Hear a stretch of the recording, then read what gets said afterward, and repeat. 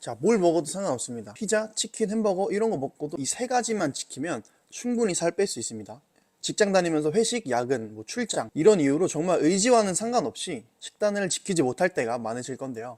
그러면서 이제 다이어트까지 흐지부지 됐던 경험 누구나 한 번쯤은 있으실 거라고 생각합니다. 아니면 직장에는 다니진 않지만 여러 가지 정보가 너무 많으니까 여러 가지 방법들을 시도만 해보면서 시간을 조금 보내셨던 분들이 있으실 겁니다. 사실 이런 문제들이 발생하는 이유는 사람마다 몸 성향이 다 다르고 라이프 스타일도 다 다른데 누구는 이렇게 해서 얼마를 뺐다더라, 누구는 어떤 걸 해서 얼마만큼 빠졌다더라, 누구는 이걸 써보니까 좋아졌다더라 하면서 남의 몸이 좋아진 방법들을 자꾸 억지로 내 몸에 맞추려고 하다 보니까 문제가 발생하는 경우가 많습니다. 그래서 누구에게나 동일하게 적용되는 불변의 법칙들 딱 세 가지만 소개시켜 드리려고 하는데요.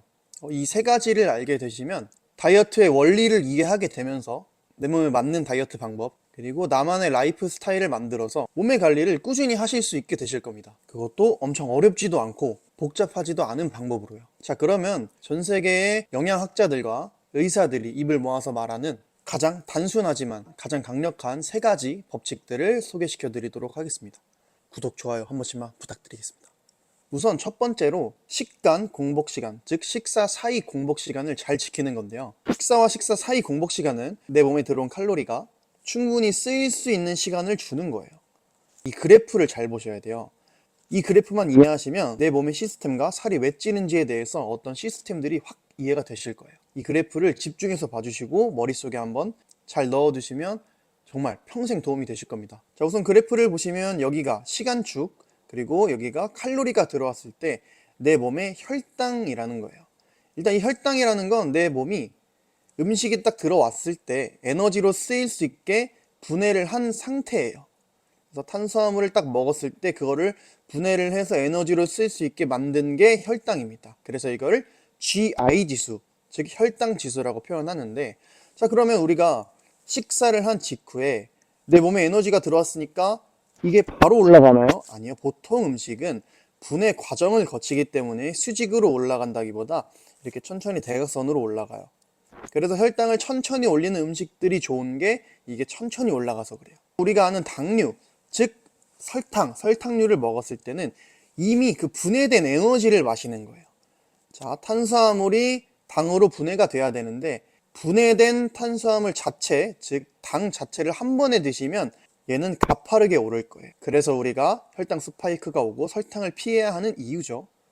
다시 그래프를 보시면 섭취 후에 올라가고 내려가는 과정을 통해서 다시 다음 식사를 하겠죠. 그런데 여기서 식사 후에 후식을 드시거나 얘가 다 내려오기도 전에 또 무언가를 먹으면 그래프가 어떻게 올라갈까요? 이게 내려오다가 또 칼로리가 들어오니까 다시 올라가겠죠. 그러면 내려올 시간을 안 주는 거예요. 그래서 중요한 건 이 선을 넘은 만큼 우리는 지방으로 바뀐다고 생각하시면 됩니다. 그리고 이 선을 바로 기초대사량이라고 하는 겁니다. 기초대사량은 우리가 운동을 했을 때 어떤 활동을 했을 때 쓰이는 칼로리 소모가 아니라 내 몸이 생존하기 위해서, 즉 숨쉬고 생각하고 소화시키고 그런 기본적인 칼로리 소모를 말해요. 그러면 이 선을 안 넘는 선에서만 식사를 하면 살이 안 찌겠네요. 맞아요. 그래서 다이어트 시에는 식전 음식, 에피타이저, 식후 디저트 이런 음식들이 바로 지방으로 직결되는 이유예요. 그리고 여기서 하나 아셔야 될 것은 식사 사이 시간이 너무 짧아도 안 되지만 너무 길어도 안 돼요. 12시간 공복까지는 괜찮아요.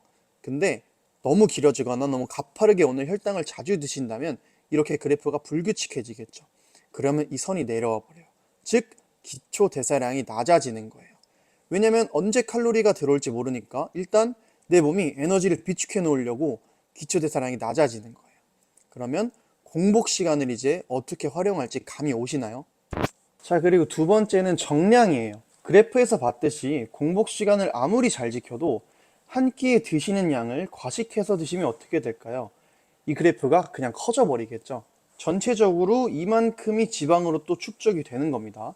그래서 우리가 치킨, 피자, 짜장면 이런 거 드셔도 돼요. 그렇지만 이 정량을 지켜서 드셔야 된다는 거죠. 그러면 이 내 몸에 맞는 정량 칼로리를 어떻게 알 수 있을까요? 우선 나이, 키, 몸무게 정도를 알면 대략적인 기초 대사량이랑 권장 섭취 칼로리를 알 수가 있어요.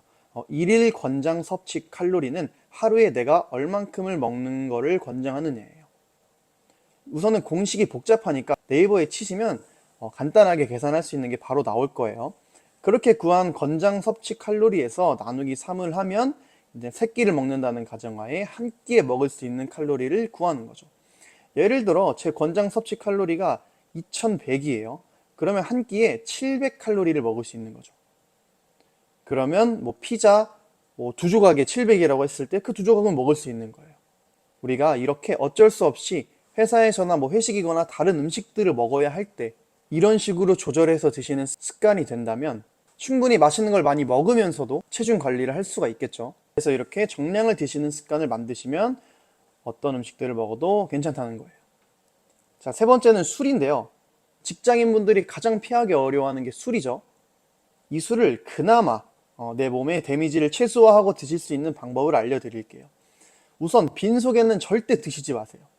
왜냐면 술이 바로 내 몸에 들어가게 되면 내 몸은 지방 분해나 근육 합성에 대한 기능을 멈춰요. 그래서 알코올 해독에만 집중을 합니다. 그러면 내가 열심히 했던 운동들, 식단 관리들 다 소용이 없어지겠죠. 자, 그 다음은 안주를 단백질 위주나 식이섬유의 안주 위주로 드시는 걸 추천해요.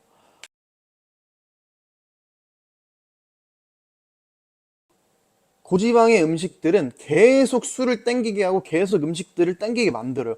그거는 여러분들의 의지와는 상관없어요. 그냥 호르몬이 그게 나오는 거예요. 어쩔 수가 없어요. 그래서 고지방 음식들을 많이 먹으면 계속 먹게 돼 있어요. 특히 알코올이랑 같이 먹으면. 자, 그 다음은 술 한 잔에 물 한 잔을 무조건 같이 드세요. 그냥 공식처럼 무조건 같이 드세요. 그게 술을 그나마 안전하게 드시는 겁니다. 그렇게 됐을 때 다음날 속도 편안해지시는 거를 느낄 수 있을 거예요.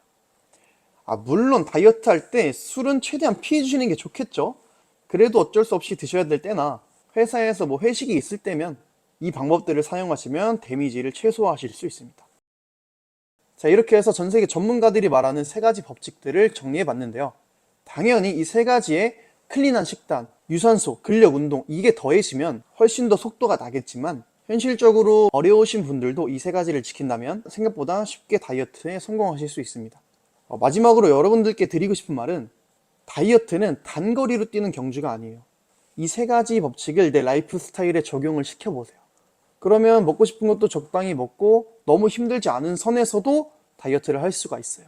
우리가 항상 시작할 땐 열심히 하고 나중에 지치는 이유가 이런 법칙들보다는 무작정 참고 무작정 운동하고 무작정 다이어트만 해야지 라고 머릿속에 들어있어서 그래요.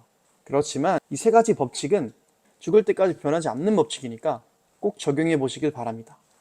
그러면 시간이 지나면서 다이어트는 물론이고 내 몸이 건강한 루틴을 찾았다는 느낌까지 드실 거예요. 자, 오늘 내용은 여기까지고요. 영상을 유익하게 보셨다면 구독과 좋아요 한 번씩만 부탁드리겠습니다. 그럼 오늘도 건강한 하루 되세요. 화이팅!